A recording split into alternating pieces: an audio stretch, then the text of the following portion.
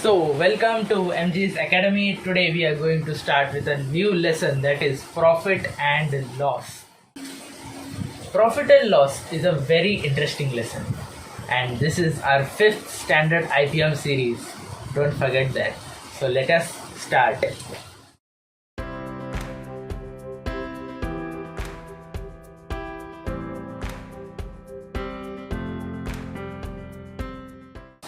So, in this lesson, we have learnt about some concepts in our previous year.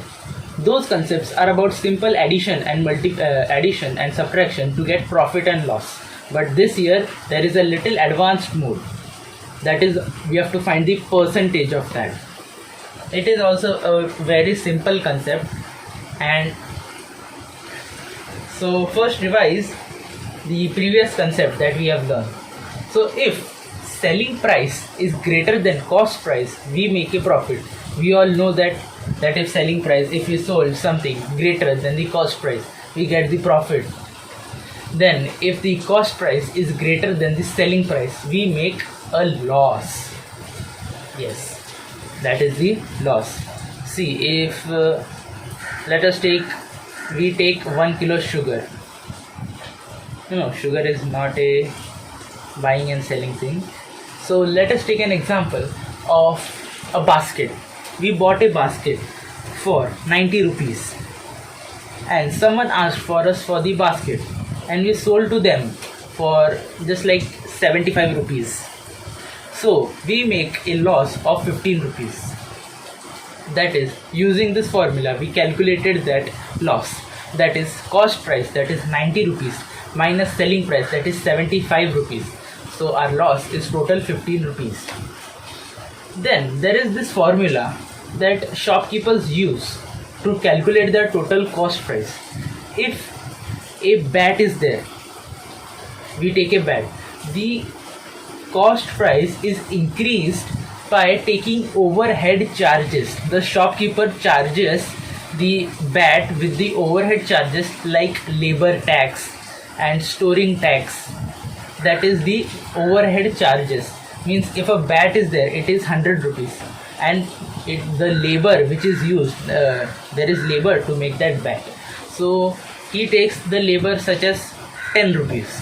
So that is an overhead charge.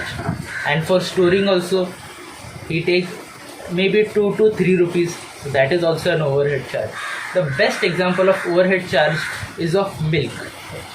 We go to a shopkeeper, he sells the milk for 1 to 2 rupees overhead of that cost price because he takes the freezing charges, that is the refrigerator he used to store the milk. So that is an overhead charge. So that was the concept of total CP. So let us move to our main concept of this lesson, that is percentage of profit and loss. Profit percent is the profit divided by the cost price and multiplied by the 100. So it is a very simple formula and we will take some examples forward. So let us first learn that formula. So profit percent is profit upon CP into 100, and like that loss percent is loss upon CP into 100. CP is taken as it is the main basis. That is because of CP only profit and loss take place. If there is no CP for a thing, then profit and loss and selling price wouldn't be a thing also. Yes, so that is why CP is taken. So let us take some examples. A merchant bought an article for rupees 1600 and spent rupees 50 on overhead charges. He sold it for rupees 1725. Find out the profit and loss. So here we have to first find out total CP. Total CP is the CP plus overhead charges. They have said us that 50 rupees are overhead charges. So total CP is equals to CP, that is 1600 plus 50. That is the overhead charges. So our total CP is 1650.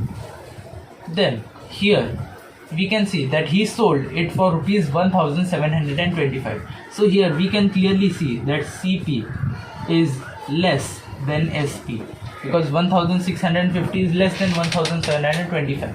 So find out the profit and loss. So profit, yes, it would be a profit, because loss is when SP is smaller than CP. So here it is our profit. So profit is equals to SP minus CP, which is 1725 minus 1650. So here we can clearly see 50 plus 25 is rupees 75.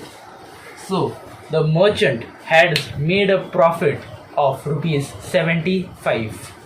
A shopkeeper purchased a certain article for rupees 550. At what price should he sold the article to make 10% profit? So he has to make a 10% profit, and he has the cost price, that is 550. So we have to find our selling price. So first we have to find our profit from our formula, because we have the profit percentage, we have the CP. So let us first find our profit. So to find our profit, we have to write our formula. So let us write our formula here. That is profit percentage is equals to profit upon CP into 100. So we have to find our profit. So let us multiply our CP here. Yes. So P percentage into the CP is equals to P into 100. So we have to find our P. So we have to take this 100 and divide it here. So P percentage, which is 10%, into, instead of, let us remove this percentage sign, 10 into the CP, that is 550, divided by 100. Yes, is equals to P. We have a profit here. So 1 0 gets cancelled here, 1 0 gets cancelled here. So 55 into 1 is 55. So profit is 55 rupees. So here we have found our profit. So from this profit we can find our selling price. So profit plus our cost price is our selling price, because that profit we have made. So let us find our cost price, sorry, the selling price. So selling price is profit, which is 555 plus 550. So 550 plus 55, 506. So our selling price is rupees 605. So this is our selling price. At this price the merchant or the shopkeeper should sell to make 10% profit. So this is our completion of this lecture, and please subscribe, like and share to MG's Maths and Science Academy. After subscribing, you are supporting this academy to make such new and interesting videos. So please subscribe.